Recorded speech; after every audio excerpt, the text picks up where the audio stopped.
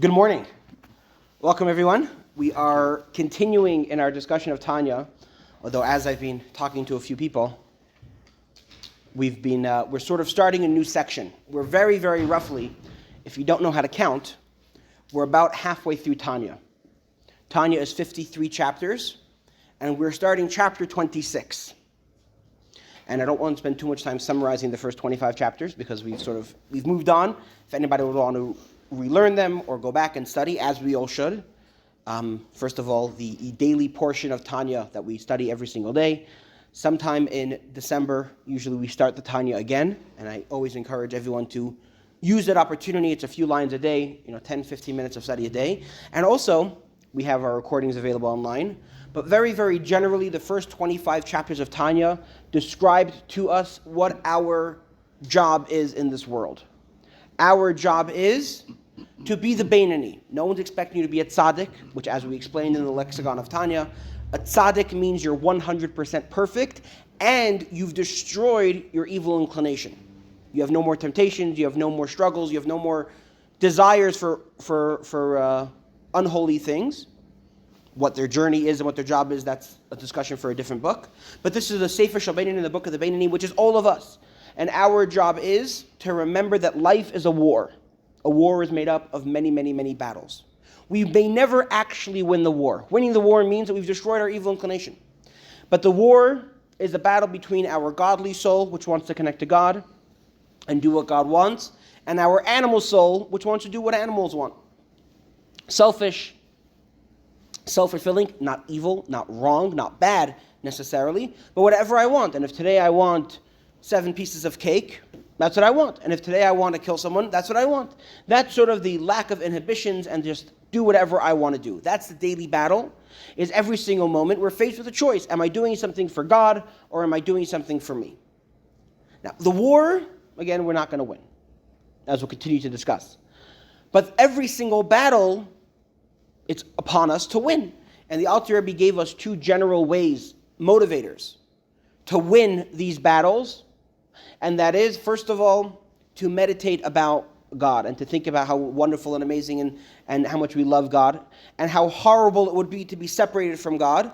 And then we can encourage ourselves, we can elicit a love and a fear that would allow us to overcome these battles. Then in the last 8-9 chapters, the Alter Rebbe discussed another method, which is to tap into the inner innate love that we all have for God. We don't experience it on a day-to-day basis, but as we know, that if, God forbid, we were faced with a choice to give up our relationship with God, as in to serve idols, or to lose our life, we would choose God, because deep, deep within our soul, in a place where there's no override mechanism, we love God and we can never be separated. So all we have to do is to realize that that choice of God or not affects is a choice that we make every single day. I may not have to choose up to give my life for God, but I'm choosing to give up a part of pleasure for God or give up temptation for God. And when we're able to tap into that, we're able to overcome any battle and any temptation. So that was the what we're supposed to be doing.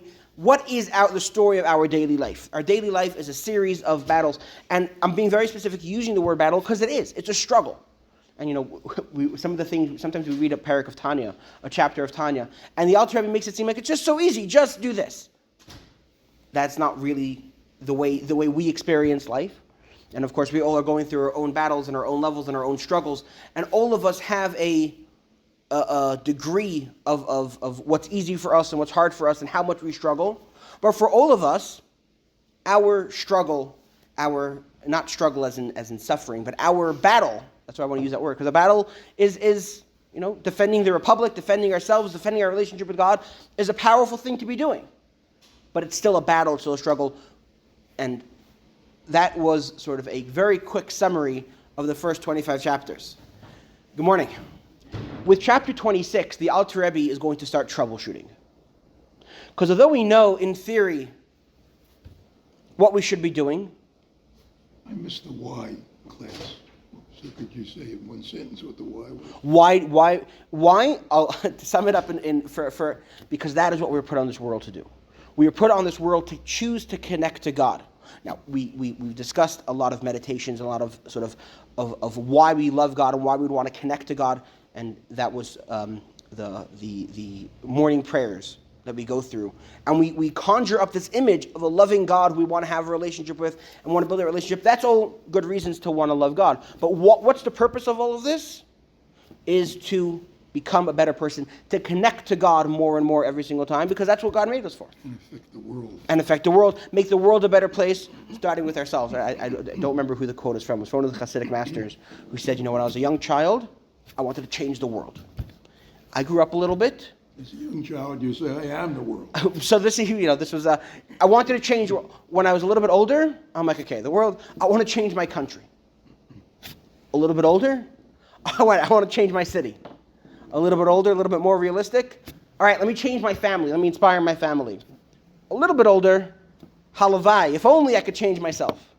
And that's really sort of the two-directional pull that we have, but that is the why. The why is to connect to God, to fulfill our purpose. And this is, a lot of these themes are going to circle back, because now that we know the what are we supposed to be doing? Which again is very, very simply winning these battles. And I want to just, the foundational verse of the Tanya, the Alter Rebbe establishes. What's the verse that the Tanya is based on? The verse is, Ki karev elecha hadavar mi'od. This thing is very close to you. This thing, serving God, winning these battles, it's close, it's easy. It's not some fantasy, that great rabbis or, some person who cuts himself off the world, they can win the battles. Me, I'm just a regular Joe. How am I supposed to win these battles? The answer is, it is close to you, and as we discussed at length, it's a matter of perspective. It's a matter of conjuring up the right emotions. But here, and the Tanya, in the introduction, which I don't believe we read together, the Alter Rebbe explains, this book was written because the Alter Rebbe, as a Hasidic master, as a Rebbe, as a teacher to his followers, took many, many meetings called Yechidus, which is a one-on-one meeting with you can imagine a meeting with a mentor, but deeper than that and more spiritual than that, and not just a conversation of equals, because a Hasidic master, a Rebbe, is someone who's aware and can inspire us with ideas that we're not necessarily familiar. And the Alter Rebbe explains that these meetings, his following was growing. It was becoming too much to meet with everyone personally, also spread across White Russia and Ukraine and Eastern Europe. It was too far for people to travel. And so the Alter Rebbe wrote the Tanya as a self-help guide, as a do-it-yourself, based on all of the meetings that he had taken with his followers and all the frequently asked questions and all of those ideas. And so now that he explained what our job is and what our purpose is, to win these battles, one battle after another, just again, day in and day out, what's the number one enemy to us winning that battle? Once we have the tools, once we have the skills, which is a very big, if. It could take a lifetime of learning and growing and adding to ourselves just to accomplish the first half of the book of Tanya. But even when we have those skills, and I also, nothing is absolute. An absolute statement to say nothing is absolute, but we can have this if we boil down our battle. Let's take one moment. We have a certain temptation, we have a certain struggle, we know it's something we shouldn't be doing. Right? The example we like to use, because everyone is affected by it and no one is saved from it, gossip. And if that's something that we know that we struggle with, and it's so easy to slip into it. And so we decide, I'm going to focus on that every single day. That's going to be my struggle, that I'm going to win the battle every single time. All right, we're inspired, we know the tools, and we discussed at length different things you can think about, and think about how bad it is, and think about how unholy it is, and how harmful it is. Okay. Once we have the skills, what's the number one enemy to that actually working? So the Yetzer Hara is the enemy. So I guess enemy wasn't the right. The Yetzer Hara, the evil inclination. Right? The other side, that is the enemy, generally speaking. But what's the number one hindrance to my winning the battle? Once I have the skills, I have the right temptation. So that, again, the temptation is what the battle is over. The number one enemy, the Alter Rebbe explains, is lethargy. Lethargy. Inertia. Lethargy or lethargy? We'll have to take a poll. A lack of movement. Sluggishness. You could have all of apathy, another great word, as we'll discuss. Last week's word. Yes, exactly. What's the difference between apathy and ignorance? I don't know, and I don't care. Yeah. Well, that's another day. So, what exactly is so bad about it? And so the Alter Rebbe opens up with a parable. If you have two wrestlers, any wrestling fans in the audience? No. Apparently wrestling is anyways old stage, so who knows? But if you have two people that are a bar fight, right? Two people that are fighting. Fighting is not a good thing. But if two people are fighting, who's going to win? The stronger. The stronger, right? We don't say the stronger one. Unless... I'd say the more skilled one. So here's where we're starting to get a little more nuanced. Unless the stronger one is more sluggish. Unless they're being pulled down. Now, what's pulling them down, we'll discuss in a minute. But that lack of that's why I think skill is a good word. Because if the weaker one is more active, is more agile, then they can easily, I don't want to say easily, they can win. And that is the great principle that the Alter Rebbe starts off right here. And he says, for the last 25 chapters, we describe the what of the battle, the how of the battle. How do you win these wars? Now we're going to start troubleshooting. And so we start on the bottom of page 1 for chapter 26. Beram. But this must be made known as a cardinal principle. This is a very, very important rule. Continuing on page 2. It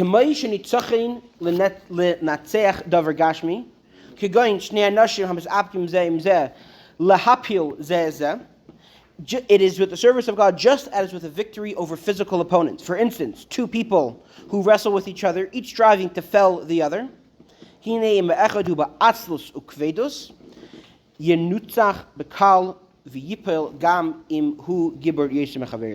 one of them is lazy and sluggish, he will easily be defeated and will fall, even if he is stronger than the other, since his laziness and sluggishness prevent him from revealing his true strength.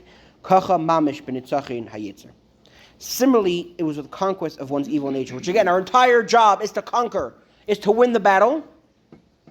You can have all the skills and all the knowledge and all the love and fear and all of those things that we spoke about that help us win those battles. But if you're feeling sluggish, if you're feeling lethargic, if you're feeling a lack of motivation, a lack of ambition, if you're not feeling agile, you're not going to win. Right? Think about, some days we wake up in the morning and we're inspired, we're ready to go. And we conquer the day. And yes, we have inconveniences and we have stuff that come up, but we just power through them. And sometimes we wake up and we're not in the mood and we just don't care enough, and it's not going, it's not flowing. And that is what the Alter Rebbe is talking about here. Because if now we're down to that one thing. When we're feeling inspired, when we're feeling agile, and someone comes to us and says, I have a good piece of gossip for you, of course I'm not going to do it. I know how bad it is and I want to connect to God. I don't want to be disconnected and all the things that we've discussed. And we win that battle.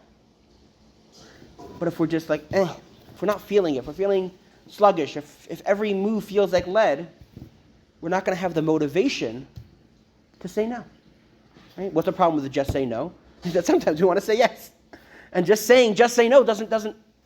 And so here the Alter Rebbe is going to move beyond the battle itself and talk about how do we deal with these feelings of sluggishness. As he continues to explain. How to motivate ourselves. How to motivate ourselves. I'm being a little careful when I use the word motivation, because motivation could be, you can have all the motivation, but you're just feeling too lazy. I don't actually know if that's true. If you can feel motivated and lazy at the same time, but you can feel motivated and sluggish at the same time. Because if we think motivation is just sort of a mental, how much do I want this? I can want it all the word, and we're gonna introduce a word in a few minutes, depression, and we'll give some important context about that. But someone who's feeling motivated, someone who's motivated to do, I have to think about the word motivation a little bit and think about the English uses of it, because it's a little bit on the line of what we're talking about. Because yes, when we motivate ourselves, that's what gives us this joy. But the Alter Rebbe is coming even a step before motivation and saying, if we're sluggish, if we're depressed, if we're lazy, all the I'd say intellectual motivation won't help. We have to have emotional motivation as well. We have to have a lack of anything holding us back. And that's why I think we're moving even beyond motivation, right? There's a, we'll talk about it in a minute, about sort of the things that hold us back, the molasses that we trudge through sometimes. And I can be motivated as much as I want, but if I'm trudging through that molasses, I just can't run. And that's what we're going to try to take away before we get back to motivation and why we're doing it. I think that what's going to happen is that this discussion is going to split. We're going to talk first about sadness, and then we're going to talk about laziness. When we're talking about sadness, it's not about motivation, it's about removing that sadness, living a life of joy. When we're going to talk about laziness, that's when the motivation is going to come in, because the answer to laziness is motivation. The answer to sadness is not necessarily motivation. Does that make sense? Yeah, but you can, be motivated to say, I'm not going to be sad. Rabbi Nachman. Absolutely. And that's why I think the word motivation itself is sort of very, motivational has become a very big buzzword, motivational speakers. I'm sorry? More ambiguous. It's more ambiguous, exactly. It's sort of, I want to use a much more specific, targeted word so we know exactly what we're talking about. Because there are some times when we're motivated, but we're too depressed to get out of bed. And that's sort of where the struggle is. And I'd love to want to get out of bed, but I'm sad. Something is bothering me.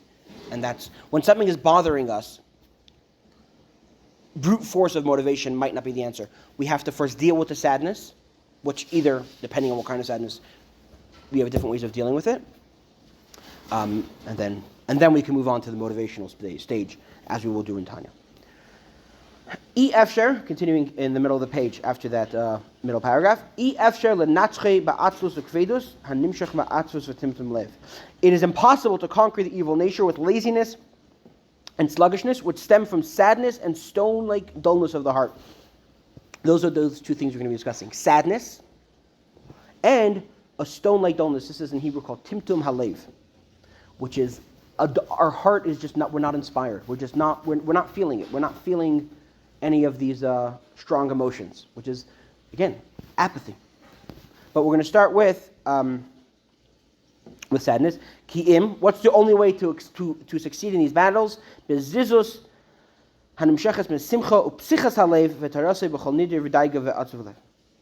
But rather with alacrity, which derives from joy and an open, responsive heart that is unblemished by any trace of worry and sadness in the world. The only way to succeed is to not be sad. Done. Cured. Let's move on. Obviously, it's a lot more complex than that. But before we get to that, the Alter Rebbe is going to challenge himself. And I'll ask the question of the room. Is sadness a good thing? The Alter Rebbe just said it isn't. He said that sadness is the number one enemy to progress against our animal soul. It's to progress in these battles, to winning the battle. The problem is, King Solomon seems to disagree. King Solomon, the wisest of all men, who wrote, let me just double check which book this is in, who wrote the book of, I'm sorry? So he wrote many books. I'm just double checking where this verse is from. This verse is actually from Proverbs, another one of his, Mishlei, another one of his books. And he writes, as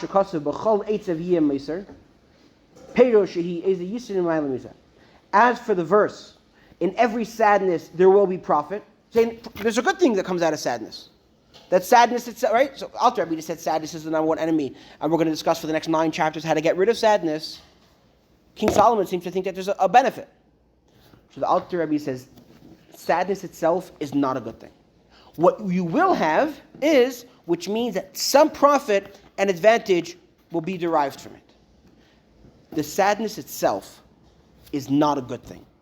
While we're sad, we're sluggish. We're too depressed to get out of bed, let alone fight our evil inclination. But we can harness that sadness to catapult us forward. The sadness itself is bad, but if you're feeling sad, then there is something you can do with it. And as he continues to explain at the bottom of the page, the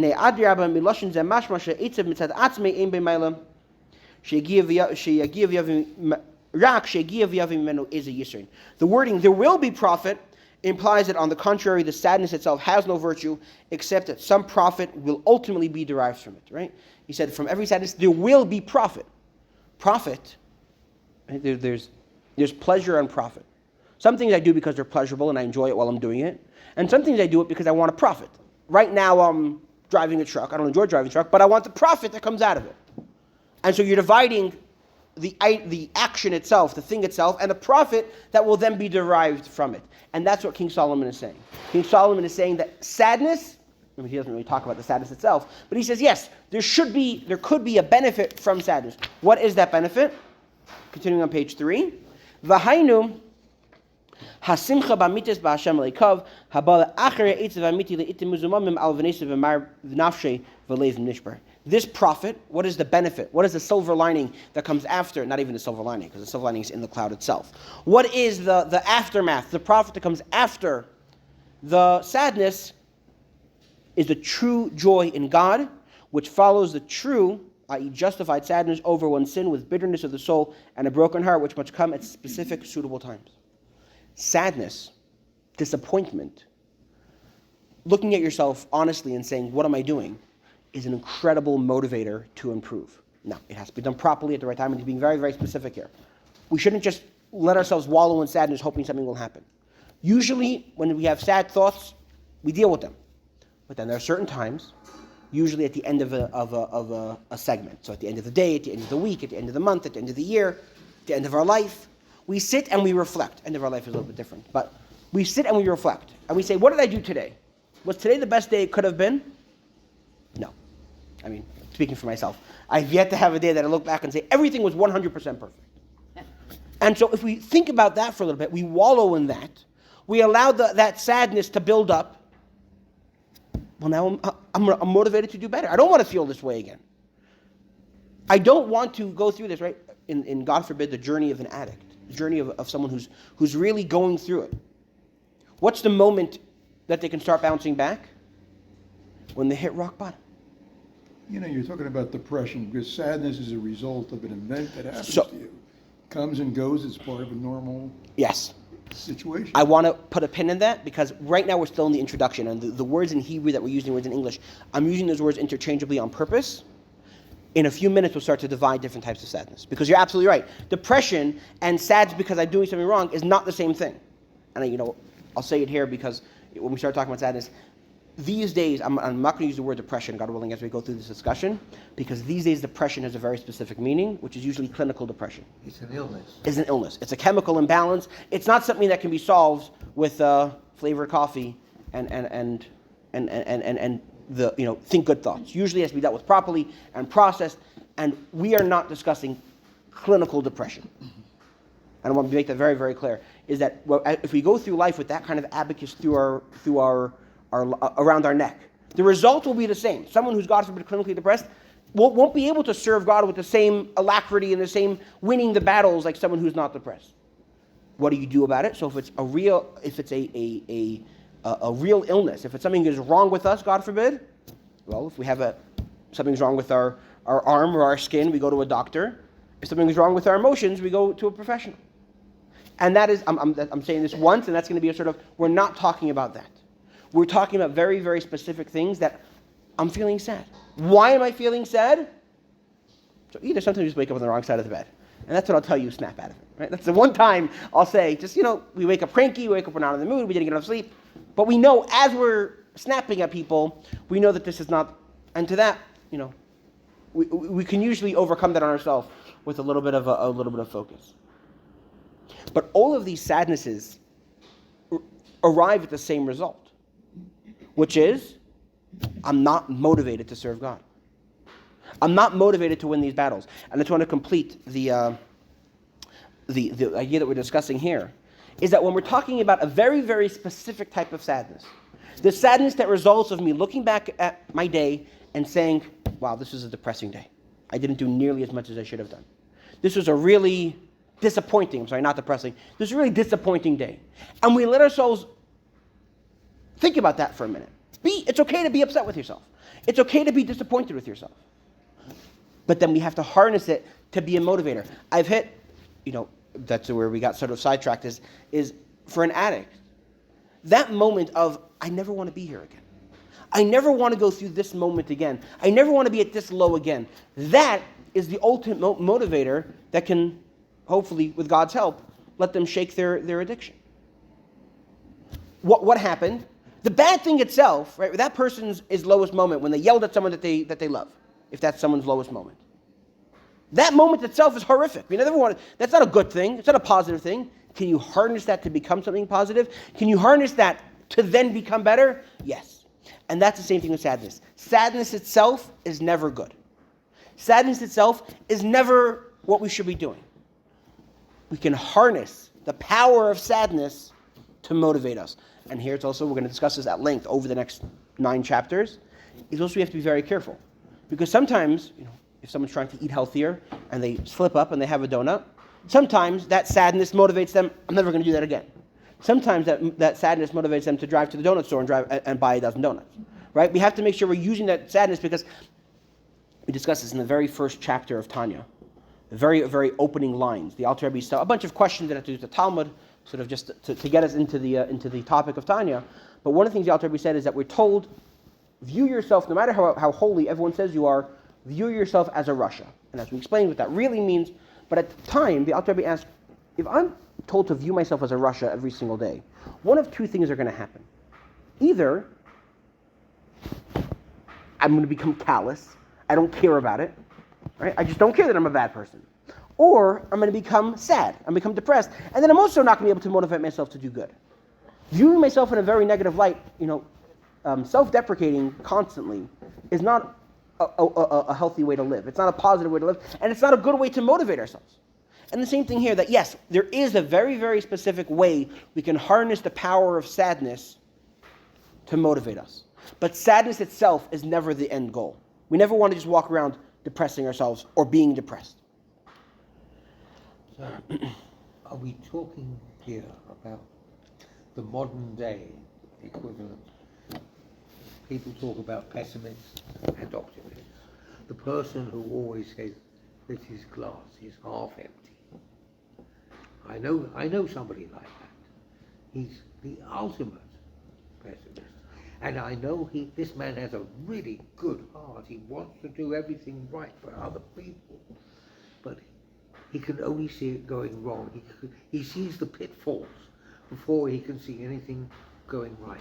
So we're talking about emotions. So generally speaking, that is, also going to be a lack of motivation. But that is, I think, more of anxiety, right? That's why I let you finish. When we talk about a pessimist or a pessimist or an optimist, right? I thought I could be an optimist. Turns out I was wrong. An optimist views life in a more positive way. That could mean, as you're saying, that they're always optimistic about the outcome of something. Right. But there's another flavor of optimist and pessimist we'll talk about in a couple of minutes, which also is when I go through things, am I able to see this in a positive way, or am I able to see this that I'm going through always in a negative way? And that's a different discussion that we're going to have. And if that optimist is looking at something that's going to go really well, but it doesn't, it goes bad. So that's why I don't want to dip into sadness? So that sounds like grieving. That sounds like grief. Right? And that's why I want to finish this thought. The Alter Rebbe sort of went on a tangent, so we're all chomping at the bit to get past this and get back into our discussion. I want to just conclude what he's saying, because it's an important thing to remember as we continue talking about sadness in all its different forms and solutions, is to remember that sadness itself is never the answer. We always need to motivate ourselves out of sadness. What can we harness with sadness? Well, when we're feeling sad, it breaks down our ego a little bit, right? When things are going so super, super well, we start to, I'm pretty good, I'm doing well. And that itself could be a problem in the service of God. So therefore he continues, this is in the second paragraph of page 3. Nishpira ruach hatuma, v'sitra achra, u'mechita shalbauz, u'mefsekas b'nei la'aviv b'shamayim. Why should the sadness lead the worshiper to joy? For thereby, through one's sadness, the spirit of impurity and the sitra achra is broken, and so to the iron wall that separates him from his Father in heaven. As the Zohar comments on the verse, a broken spirit, a broken heart you will not despise, that God is always available to us when we're feeling broken, when we're coming humbly before God, we're always accepted, we could always return, right? Someone who's trying to repent, if they're still feeling very good about themselves, the repentance is not genuine.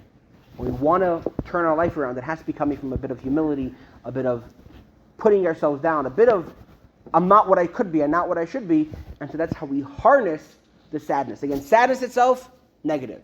Can we harness some sadness for a good outcome? Yes. Va'azai,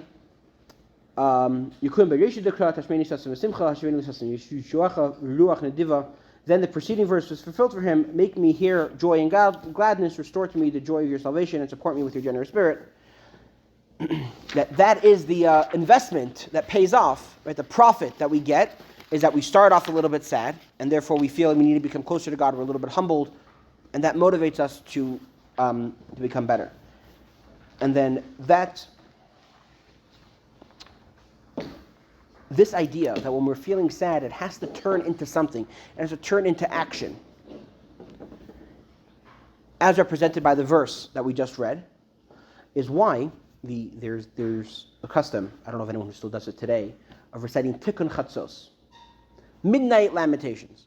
Wake up at midnight, or you stay up until midnight, and you sit and you cry and you mourn the destruction of the Holy Temple.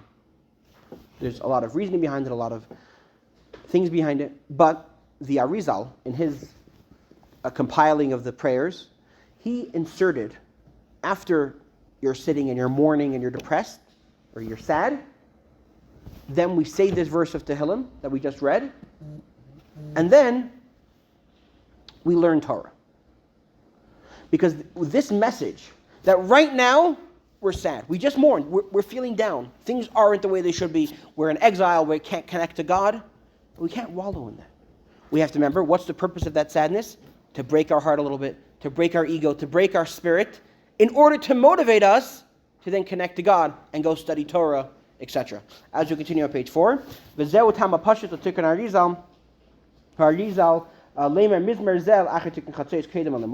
is a simple reason, i.e. apart from the deeper mystical ones, for the practical institution of the Arizal of reciting the Psalms containing the verse quoted above after Tikkun Chatzos, the midnight prayer, before resuming one's Torah study, in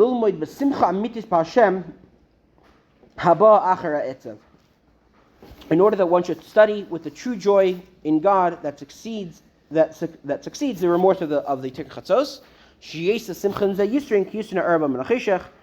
Such joy is of greater quality than the joy that is not preceded by sadness, similar to the distinctive quality of light that follows darkness. As the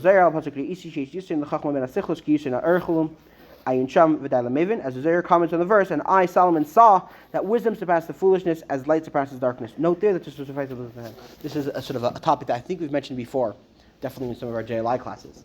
How joy on its own, feeling happy,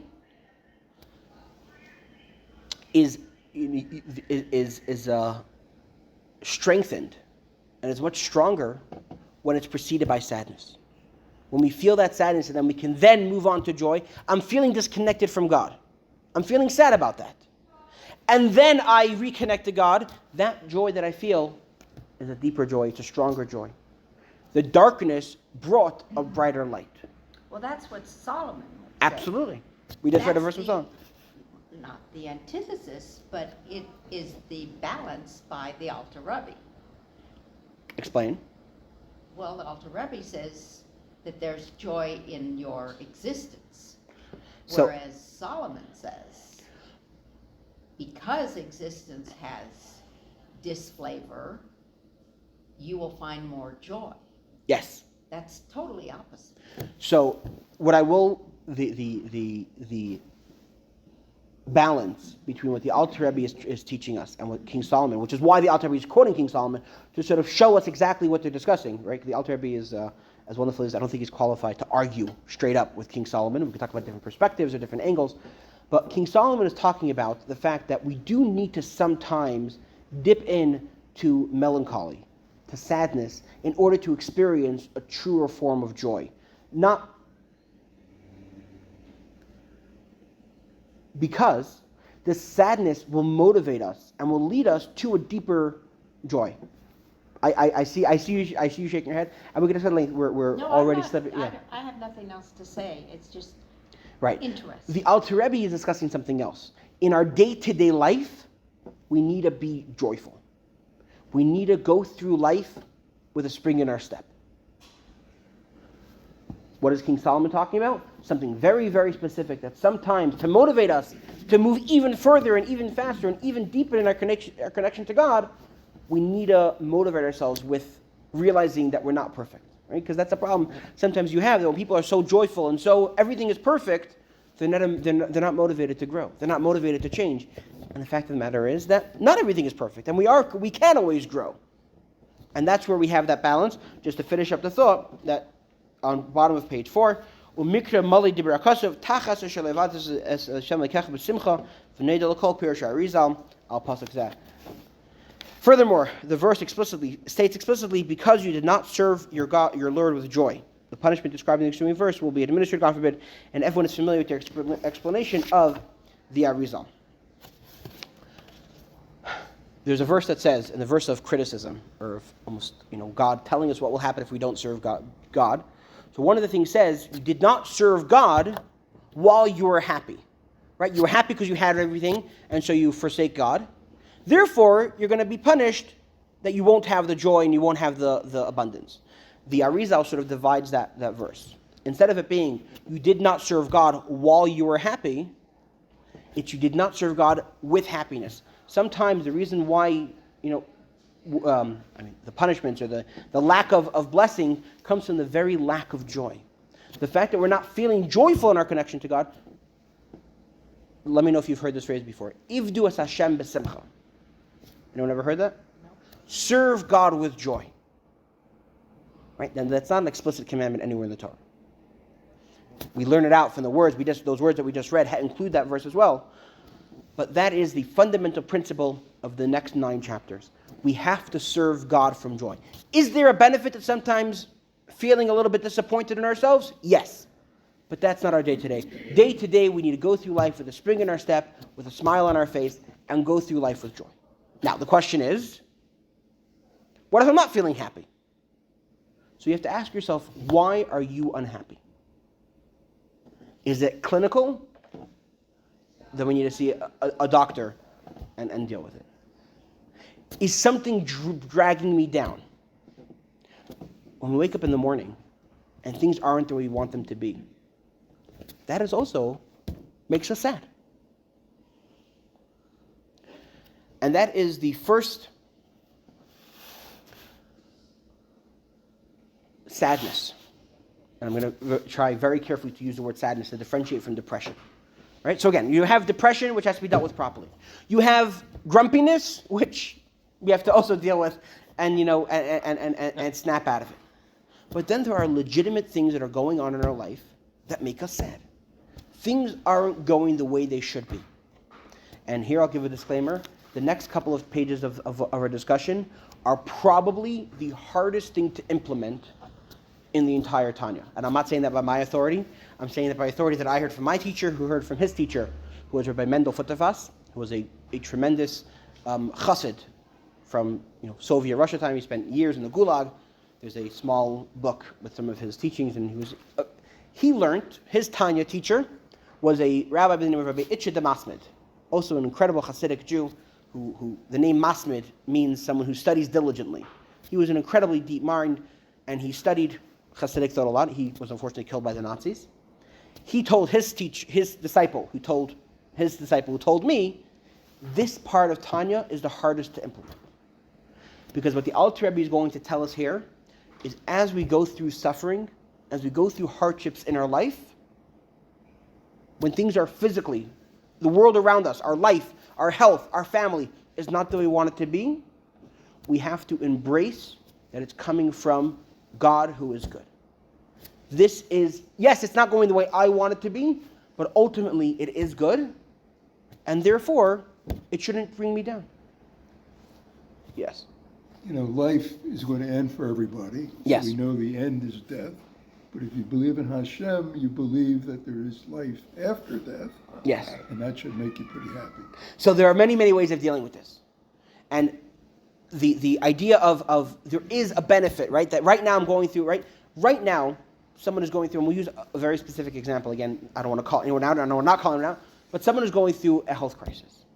And every morning they wake up and they're either in the hospital or they're still dealing with it in the medication. And it makes them sad. Or sometimes what makes us even more sad than us going through something is a loved one is going through something. We wake up every morning and someone's health, and our loved one, their health is failing. They're getting sicker and sicker, and that makes us sad. Because we're going through a hard period, and hardships, trying to go through life while things aren't going the way we want them to go, makes us sad.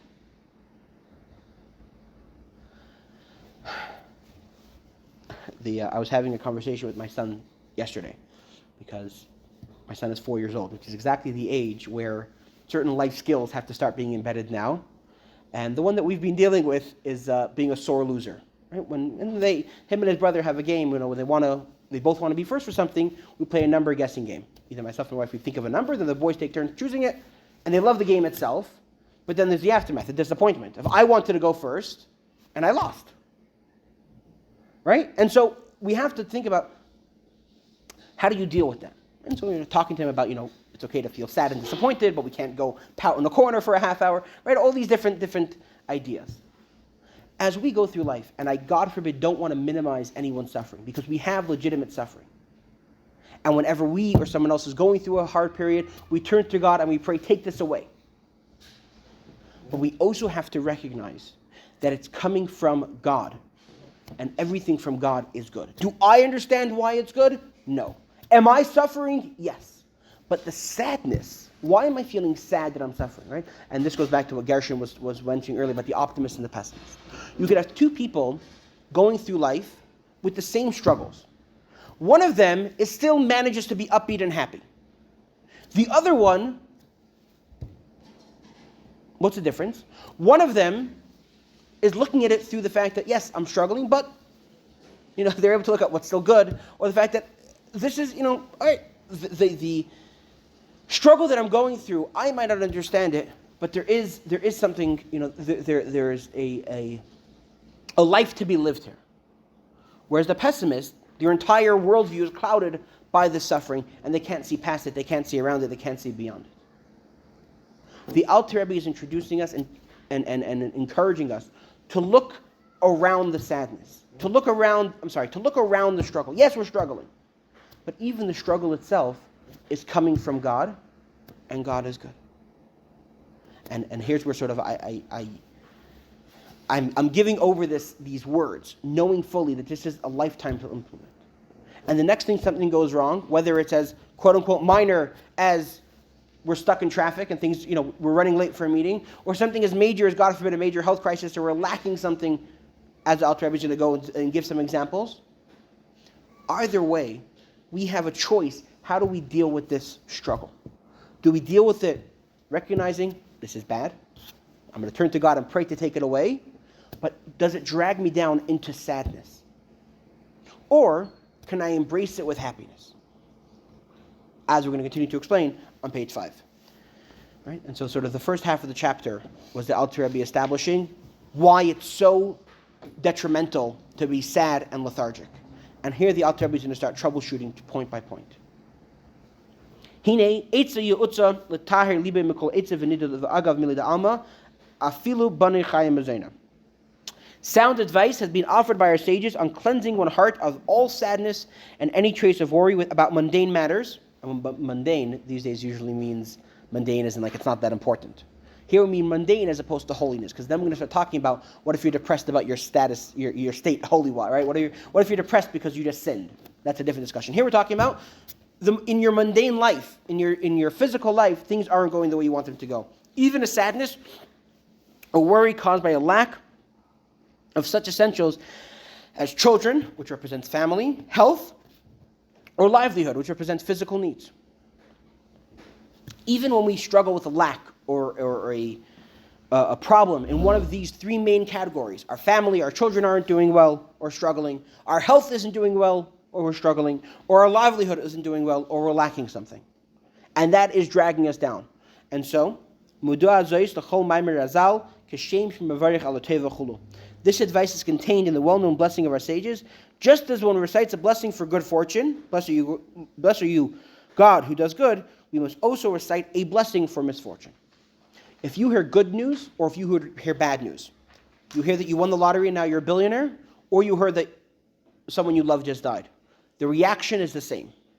What do? We say a blessing. Not the same blessing. The blessing for good news is Hatova HaMetiv, blessed is the Lord our God who does good. The blessing when we hear bad news is something you may have heard before. It's what we say after we hear of his death. Baruch Dayan HaEmes. Blessed be the true judge. But it's the same blessing. We're still praising, we're blessing God, no matter what we hear. Why?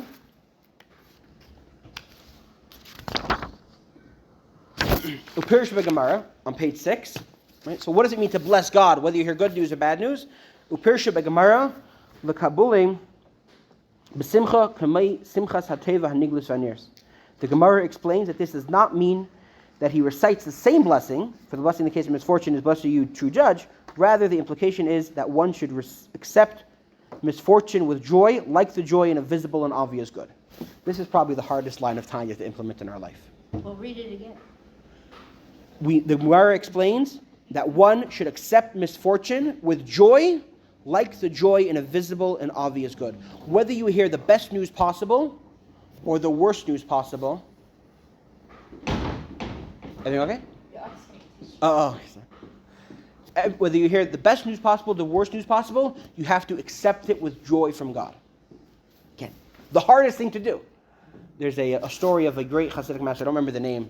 In Poland or Russia, he was a very, very great rabbi with lots of students, and he was a teacher. He also was a businessman. He was in the lumber business, and back in the day, in order to save shipping costs, talking about very heavy beams and stuff, they would load up all of the beams into rafts, float the rafts down the river to the mill, and that's how they would process the wood and become a lumber merchant. Now, sometimes what would happen is it would be a storm or a wave or something, and these massive rivers, you'd lose one of the rafts. But it's a game of numbers, and so you have enough successful trips, and you still make a profit. One year, this great rabbi, his entire fortune was wiped out. There was a freak storm. All of the rafts of lumber were lost. They all sank to the bottom, and now he's destitute. He has absolutely nothing. But now someone has to break the news to him. And so his students, who had heard the news, come into him and say, Rabbi, we have a Talmudic question for you. Can you explain this Talmud? The same way we bless God for the good, what was the line? Just as one recites a blessing for good, you recite a blessing for the not good. And he said, yeah, well, Rashi, the commentaries explain it. You have to always recognize the good, and God only does good, and good. He says, yeah, but practically, how do you possibly accept hardships, accept suffering, accept loss with joy? And he said, he started to give an answer. He said, you have to think about it. You have to mentally, you have to reflect on God's goodness. And okay, let me give you a hypothetical example. If you were to lose all of your money in a freak storm on the river, would you accept it with joy? And the rabbi said, of course I would, because it all comes from God. It's all good. I would thank God. So the student said, all right, get to it. Go thank God. And right away, the rabbi, Oivei. Wait a second, why are you saying Oivei? You just explained the Gemara that we have to thank God. He said, suddenly I don't understand the Gemara. Because these ideas, it's so easy to talk about, but to really implement them, to really think about everything that comes from life is good. From God is good. Now, there's good, and then there's revealed good. When we bless each other for a sweet new year, in a couple of months, what are we going to bless each other? Shana Tova Umesuka. Umetuka, if you're in that pronunciation. What does that mean? Anyone? Shana Tova Umetuka. Good year. A good year, Shana Tova. What's that last word? A sweet new year. Thank you, Jacob. We bless each other for a good, sweet new year. Why sweet? Because that's exactly what we're trying to bless. We're blessing each other with not just good because everything is good, but good because it should be sweetness. Sweetness we can experience. Your goodness should be revealed good. The Rabbi would often bless people, b'tov hanira v'hanigla, with good that's clear and revealed. Because everything is good. But we don't necessarily experience everything as good. And so, yes, we bless each other and we pray to take away suffering, right? We don't, God forbid, say if someone's suffering, oh, it's from God, it's good, just get over it, right? That's not how we interact with each other, and it's not how we interact with ourselves. But when we are going through suffering, what can we reflect? What can we think about to help us embrace these sufferings with joy? Is to recognize, well, I don't understand it, this is good. And in fact, the reason why I can't experience it as good is it's coming from a much higher level of God that is incompatible with this world. It has to come through as bitterness, otherwise we couldn't experience it. And here for the next couple of times we're going to get a little bit Kabbalistical. And generally speaking, this is a Kabbalah 101. When anything, in this case blessings, come from God, it goes through many, many different transformations. It goes through a chain of events, a chain of levels. From God, who is unknowable, untouchable, unthinkable, who's very much beyond us. And then it travels down through level after level and through different levels of revelation until we experience it in this world. Sometimes the blessings come all the way through the filter, and so we can experience it as human good, right? There's divine good and there's human good. Human good is things that we experience as good and positive and wonderful. And sometimes that's what happens. The blessing comes through all the different filters until we can experience it as good. Sometimes the blessing comes directly from the hidden worlds. When we say hidden, we mean that we can't understand, we can't comprehend, we can't access the logic of those worlds. When blessing comes from those higher worlds, it went through less filtering, it's more pure, but it's also incompatible with our experience.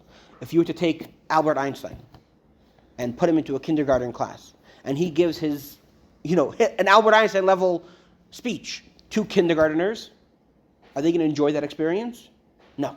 They're going to hear a bunch of gibberish and get very bored and very fidgety.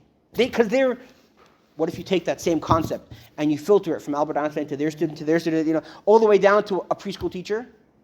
Are the kids going to enjoy that? Yes.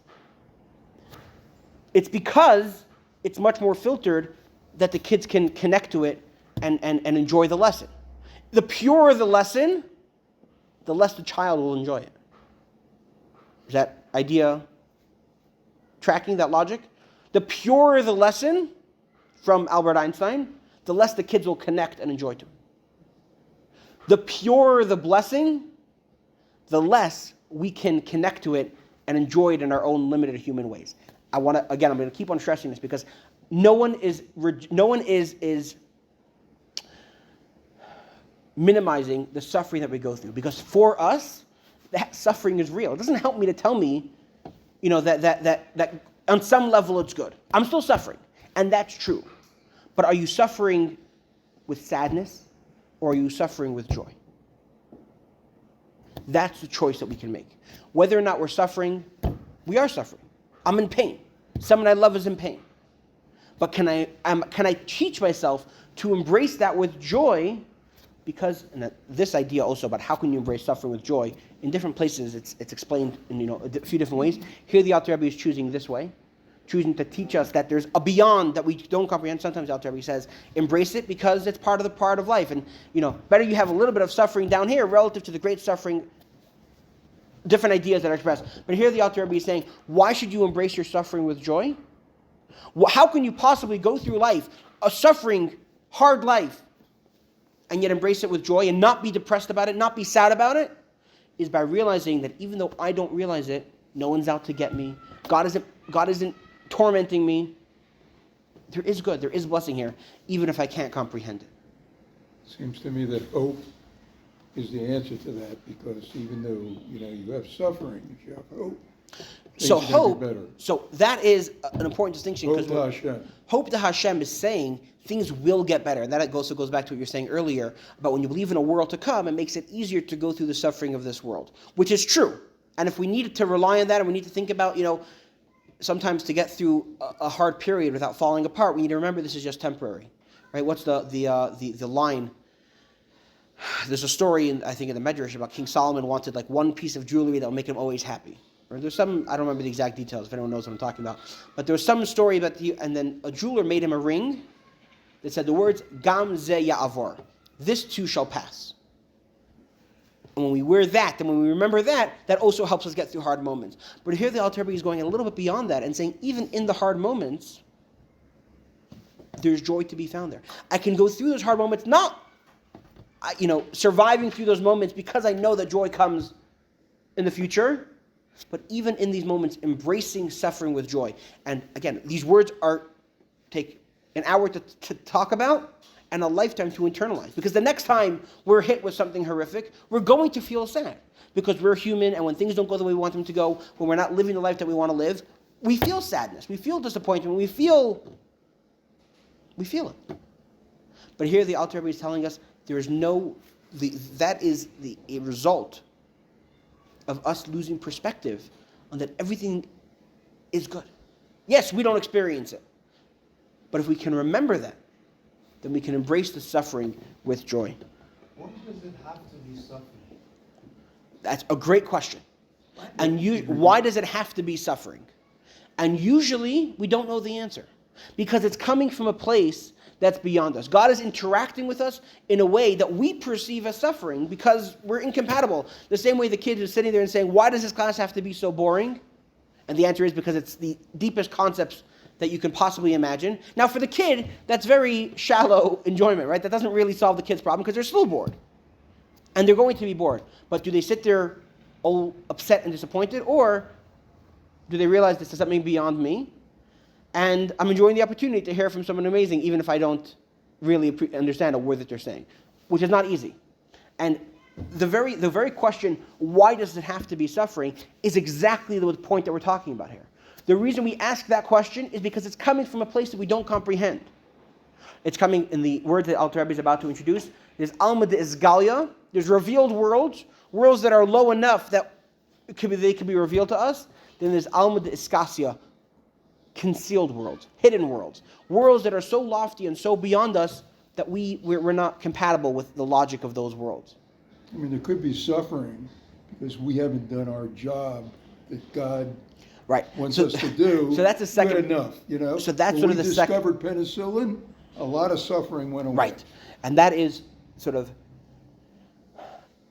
The question of why is there suffering, and that's why I prefaced, there's many ways of answering that question, and many of them will help you accept the suffering with joy, right? If I explain to you logically that, God forbid, someone needs to suffer in this world because being sick for a year will save them a tremendous amount of hardship. Someone has sinned, and they need to go through the washing machine process, and they need to clean their soul, which suffering is a very good way of doing that. And so we go through suffering in this world to cleanse our soul so we can arrive in the next world completely clean. That's one logic we can explain to you. Suffering could be a motivator. There's a lot of logics that we can explain. But ultimately, many of them are we're going through a hard thing, but there's going to be a benefit. Not realizing that even the suffering itself is something that, although we can't relate to it, it's coming from God, where there is good there. And again, this is not going to make it easier to go through the suffering. It's not going to lessen our burden necessarily, because I can't relate to it. The kid in that lecture is not going to be any less bored. But what they will be is able to appreciate what's going on here, that there is something going on here, and so they'll stop being so mad about it. They'll stop being so upset about it, even while they're still going through that boredom. Again, Does it go back to the Adam Harishon idea? How so? The fact that it was going to be perfect, and then after sinning, it changed.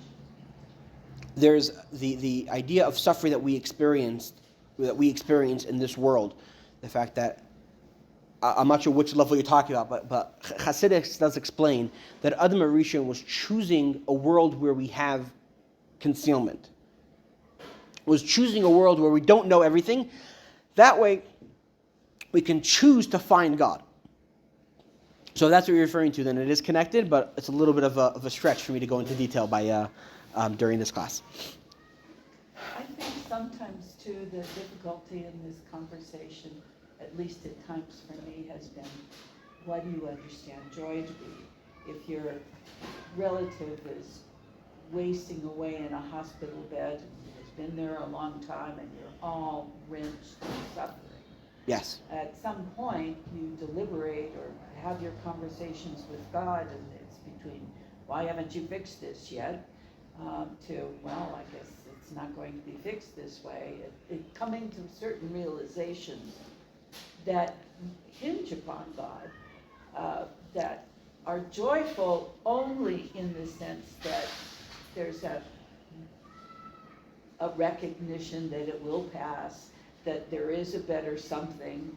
It becomes more philosophical, but it takes some horrible suffering out of your heart, and there's relief, and that's joy. That's exactly what we're talking about here. Exactly right. And that doesn't solve the problem. The person No. is still, but we're able to embrace that, again, either it's because there is a purpose, but here the Alter Rebbe is focusing on a very, very lofty but simple point. This is also good. Even when we're going through something bad, it's good. Why do I experience it as bad? Because I'm a limited human who can't connect to this great blessing. And that's okay. And I'm going to suffer, and it's going to be painful, going to be hard. The question is, what is my reaction to that? What is my emotional reaction to that? Do I become sad and lethargic and I can't get out of bed? Maybe.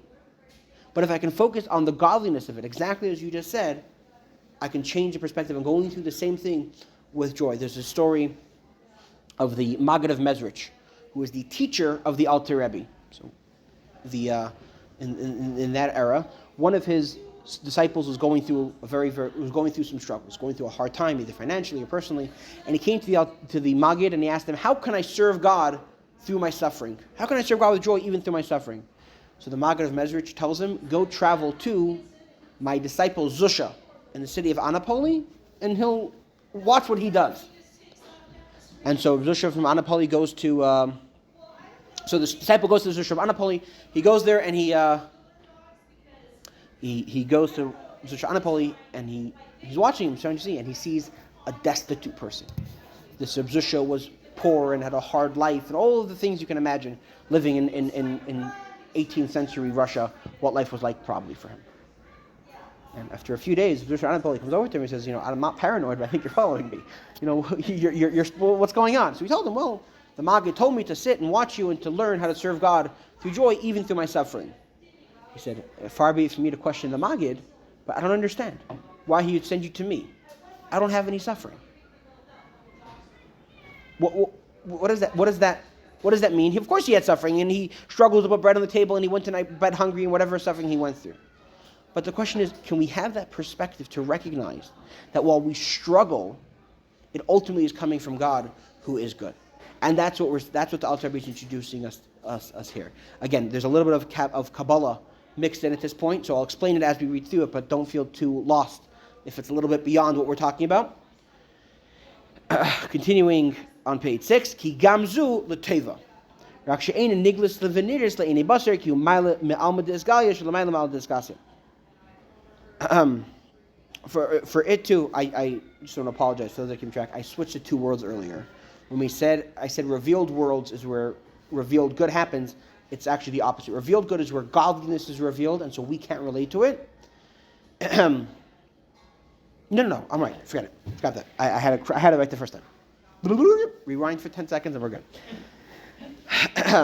For it too is the good. I had to break the tension after all of that deep philosophical talk. For it too is for the good, except it is not apparent and visible to mortal eyes, for it stems from the hidden spiritual world, which is higher than the revealed spiritual worlds, whence derives an apparent and revealed good. V'hu, shahu, vavke, mishem havaya baruch hu, ma'am disgalia, hu yutke, the latter emanates from the four letters vavke of Havaya, the four-letter divine name, comprised of the four letters Yud K Vav K, while the former derives from the letters Yud and Hey. God's name is Yud K Vav K, God's main name, and this is a level of it's a progress bar. Yud and Hey are higher levels, the first two letters, and Vav and Hey are the lower levels, which is the revealed worlds. This is the meaning of the verse. Happy is the man who you, God, spelled Yud and Hey, which again represents the higher worlds. Chasten, since the verse speaks of a man suffering, only the letters Yud and Hey are mentioned because suffering comes from these higher levels. And this is also why, what's the reward for accepting suffering with joy? Is that we get this great revelation. Continue to the bottom of the page. For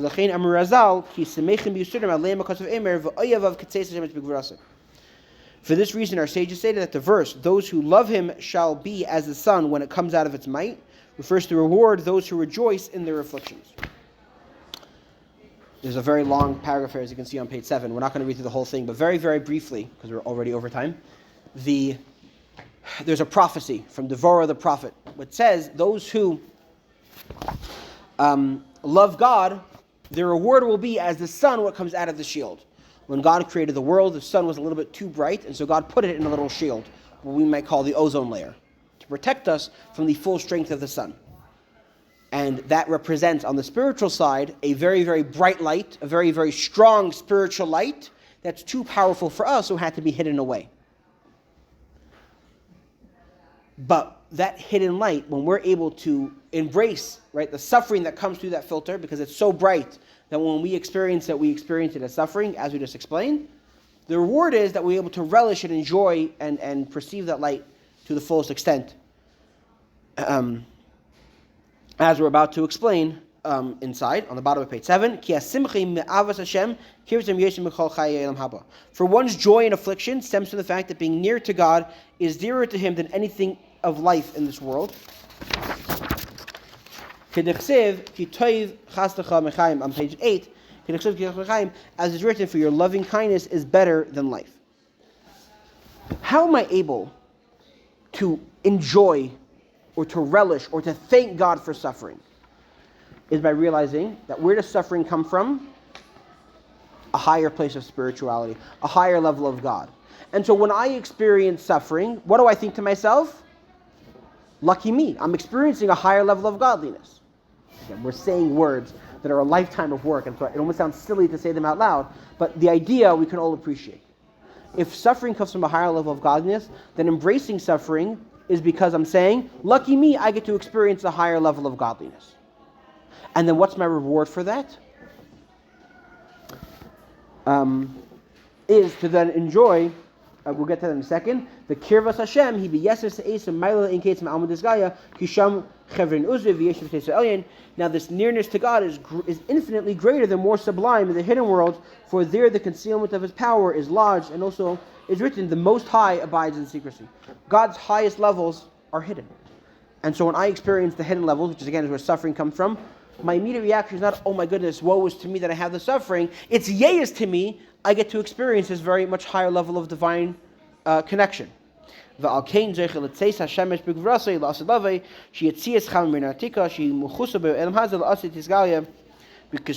the reward? Is I get to experience the full strength of the sun. Therefore, he's found worthy of seeing the sun emerge in its might in the world to come, when the sun will emerge from its sheath, which is hidden in this world, and will then be revealed. What does that actually mean? What does that mean in our discussion? Dahainu she'az yizgala elamei alma de izgalia v'yizach yair begilei rav atzim l'chol chesim b'elam hazeh u'mistefefim b'tzilei tzel chachma shehu b'chinat tzel v'le'er teva nidus v'dai l'meven. This means, what is the reward for embracing godliness? For being so in love with God that when your first reaction, we use a very, very gross example for a second, and if you'll forgive me. If you watch at the end of a marathon, right, the loved ones go over and hug them. You can just imagine what they smell like, or what they feel like after running for 26 miles. And yet, the loved one is saying, I'm so proud of you, I want to be part of this moment with you, that love overrides the negative parts of that hug. That's what happens when we embrace suffering. We're telling God, yes, right now this hug comes with some smell attached, it comes with some suffering attached, but I'm so excited and so happy for the opportunity to connect you in a higher way that I'm willing to, I don't even think about those things. I'm just so excited to be able to embrace you on a higher level.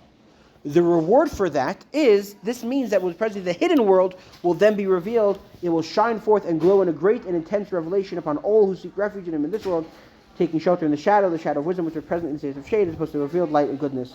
I.e., they find shelter and refuge, even in the present and external appearance of shade and darkness, whereas the light and the goodness contained and concealed. This is sufficient for the understanding. This is sufficiently explanation for the understanding, which I don't think we're at that level yet. So very briefly, the reward for that is that when we then get this revelation, God rewards us with many, many deep and lasting connections and hugs from God. To return to our original point, when I have suffering, when someone is going through a hard time, as real and as powerful and as painful that suffering is, it does not have to lead to sadness. Sadness is an emotional response. That emotion comes from the fact that I don't want this to be happening. But if we're able to embrace and say, God, thank you very much for this. Do I understand it? No. Am I in pain? Yes. But thank you for it anyway. Especially since this means I'm connected to you in a deeper way. That thank you is our way of embracing the sadness embracing the suffering without sadness. And that is the Alter Rebbe's very short, but very powerful and very giving us a lot of work to work on ourselves answer of how can I feel joy if I'm going through suffering? And the answer is you have to thank God for the suffering. You have to realize that it's really good, and in fact it's even a deeper connection than when you're experiencing goodness. I'm going to leave that there for now very specifically because we can get into endless conversations about it, and I'm happy to. And as always, if anyone wants to call me or email me, or we can discuss it after class. But the Alter Rebbe is going to discuss one final point about this, which is what if my sadness is not because of how bad things are going physically, but how bad things are going spiritually? To that, the answer is ignore it. If in the middle of a random day, you're suddenly sad and lethargic because I'm such a bad person, that's not coming from a good place. That's coming from your animal soul knows that the best way to get at you is to make you sad. So it's making you sad. It's saying, look at what a horrible person you are. The answer to that is ignore those thoughts. And you might think, I'm such a holy person. I'm standing in the grocery line and I'm suddenly feeling depressed about the fact that I sin.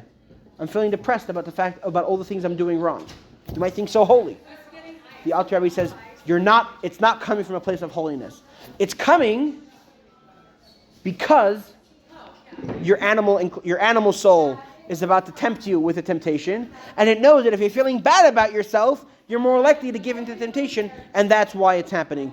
No, you don't randomly get overcome with the great love of God, right? Because that's not how the godly soul works.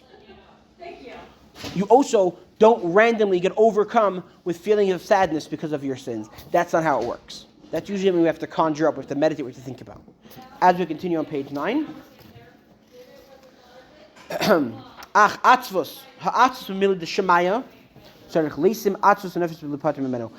for the sadness connected with heavenly matters, one must seek ways and means of freeing oneself from it. This applies to the time of one's divine service. Is self-evident, for one must serve God with joy and gladness of heart. If in the middle of prayer you're suddenly feeling depressed because I'm such a bad person, ignore that. Push it away. That's just dragging you down. You need to serve God with joy and with happiness, and pray with a song in your heart. If you don't deal with those bad thoughts, it may lead to depression. Absolutely. But there are specific times. In the middle of the day, whether while you're praying, and so it's stopping you from praying because you're too sad to pray, or even when you're in the middle of the world, you're in the middle of a business, you're sitting in your office, you're sitting at the grocery store, and you're like, oh, I'm such a bad person. That is a negative thought. That's a harmful thought. It's a detrimental thought. Ignore it. Bottle it up. Unleash it later tonight when you're thinking about what you can improve tomorrow, and harness it. Yes, you're absolutely right. We don't just push it away forever, because we have to deal with it. Yes, absolutely. Right, and this is where you sort of see the difference of when things are going bad, we need to embrace that. We need to change our thoughts. We can't just say, ignore the fact that things are going bad. But here, the Alter Rebbe is saying, this is not a real, authentic regret. This is not real, authentic sadness over your spiritual state. This is something else. And so therefore, it's okay to ignore it and to just tell yourself to shut up and focus on the positive side.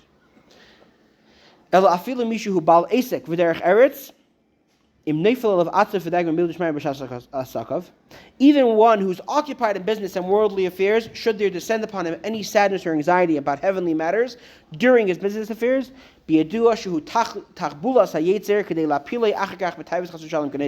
is certainly a trick of the evil inclination, which saddens ostensibly for spiritual reasons, in order to lure him afterwards into lust, God forbid, as it is well known. Why are you suddenly feeling sad in the grocery aisle? Because right there's something non-kosher or something bad that the evil inclination wants you to get. And so it knows that if it weakens your resolve by making you feel like a bad person, it's going to be much easier for you to fall to the temptation. And so it's a two-step, it's a 1-2 punch that he's trying to pull onto you. And that's why we have to just ignore it. Don't let yourself start feeling bad in the grocery aisle. That's not the way it's supposed to work. How do I know that it's coming from him? Because I'm not thinking about God now. I'm thinking about my grocery list. Why am I suddenly feeling bad about my spiritual state? Because the evil inclination is putting those thoughts there. Continue on page 10. For it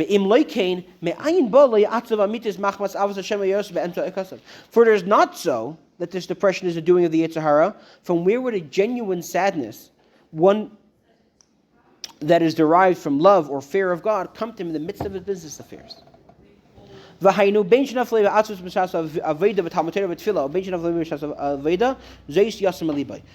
depression settles upon him during his service of God in Torah study or prayer, or when he is not engaged, thus with the material matters, this is what he considers.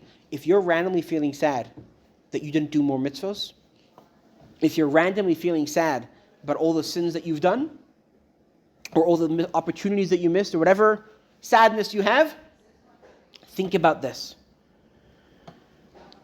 Now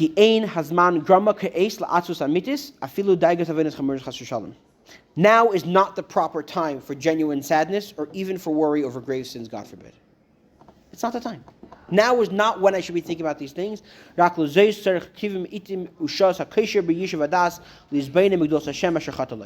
this, one must set aside opportune times when the mind is calm to reflect on the greatness of God against whom he has sinned. Yes, it is important to think about these thoughts. As we mentioned earlier, it's a good motivator.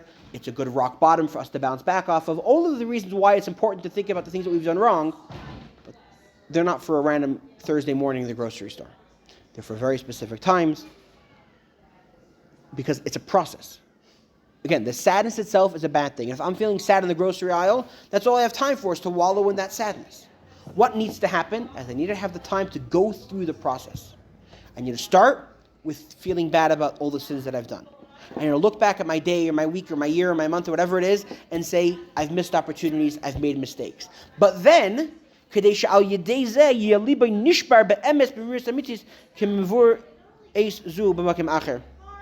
that thereby his heart will truly be rent with genuine bitterness, remorse, as opposed to depression. The former is alive and active, while the latter is resigned and dead, as explained elsewhere, when this time should be. I'm just going to see where he referenced here, as the Alter Rebbe discusses in a different part of Tanya.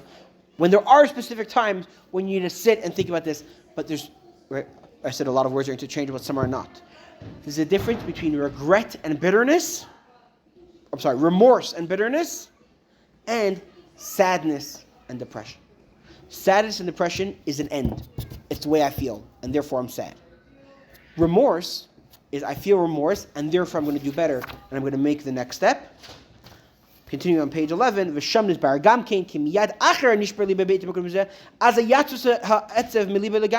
there is also explained that immediately after his heart has been broken, during these points of time, he should completely remove the sorrow from his heart. And he should believe with perfect faith that God has erased his sin and that his pardon abundantly. And this knowledge that God has surely cleansed him of his sins is the true joy in God that follows the sadness as explained above. By the virtue of sadness lies in the joy that gives rise. So the next time you're feeling sad, think to yourself, why am I feeling sad? If it's clinical, we have to deal with that professionally. If I'm in a grumpy mood, snap out of it. That's the one time I feel okay telling someone, just snap out of it. But what if I have a legitimate reason? My life isn't going the way I want it to be. Physically, that's a tough one. We have to work on that. But embrace the blessing that's coming from God, even if it's not revealed blessing. And especially because it's not revealed blessing, embrace it, and you can encounter suffering with joy. What if I'm sad because my life isn't going the way I want it to be for spiritual reasons, I'm sinning too much, I'm not doing enough mitzvahs, whatever we say, the answer to that is ignore those thoughts. Those are not healthy thoughts. They're not constructive thoughts. Those thoughts themselves are important, an important process of harnessing to become better, but not on a random Thursday morning when I'm at the grocery store. Definitely not when I'm sitting and learning Torah or trying to connect to God, because those are depressing thoughts. Those are saddening thoughts, which is not good. There are also remorseful thoughts, which I can harness at the right time, as we will continue to explain, God willing. That's definitely one of the more challenging chapters of Tanya for us to implement into our life, but vitally important, because everything else hinges on our ability to actually show up for the fight, which we can't do when we are feeling sad.